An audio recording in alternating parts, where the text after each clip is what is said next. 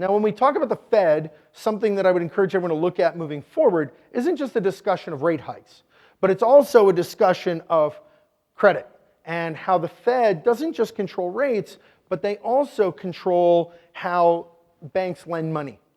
There's something called the Shared National Credits Review, which is highly ignored because it's super boring, because it's regulatory, right? And I could tell you that generally regulatory stuff is something most people ignore.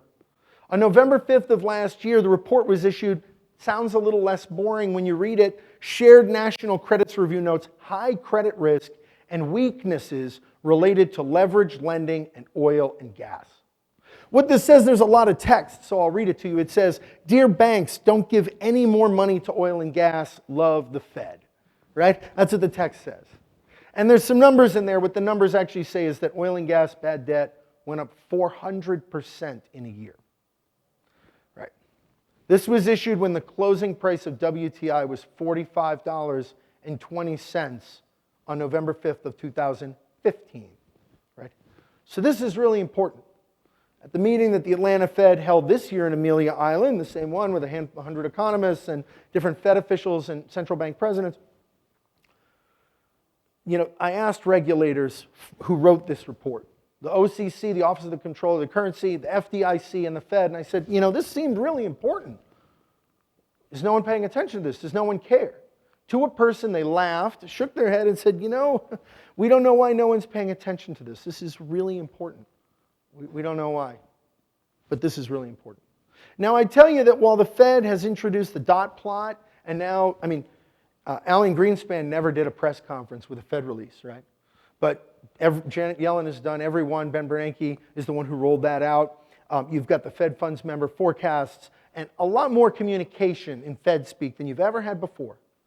But even though that's been increasing over the last decade in a significant way, this has remained unchanged since 1977. The Shared National Credits Review has been issued once a year since 1977. Once a year during the Great Recession, once a year after, once a year during everything, until July 29th. And now it's twice a year. The report was titled, "Shared National Credit Review Finds Risk Remains High, but Underwriting and Risk Management Improve." Within the report, it said borrower defaults and bankruptcy filings are expected to continue through 2016, and that's on the oil and gas side. So this is, a bit of a problem for low oil prices. So while people might be concerned about low oil prices for oil companies, there's actually some credit risk that could affect the whole economy. So slightly higher oil prices, in this kind of $50-ish range is a little bit better than that 45, but is still close to the edge.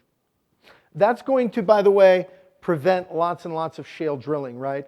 Because this sort of love letter from the Fed, which says, no mas dinero for oil and gas drilling, means if you want to drill, you have to go to private equity. So even though your OpEx costs have gone down, right, the cost to drill a well is now lower, your cost of capital to finance it went from 5% to 25%. It's a 400% increase. So unless you saw an 80% decrease in your cost to drill a well, unless you have the cash, it's now a bit more expensive, just a bit, to drill that well. The other thing I'd point out is that largely because of these lower commodity prices and lower oil prices, we've seen that corporate defaults this year, these are the year-to-date numbers from S&P, the highest year in history, 2009, the second highest year this year, 2016. This is from S&P Global Corporate Defaults.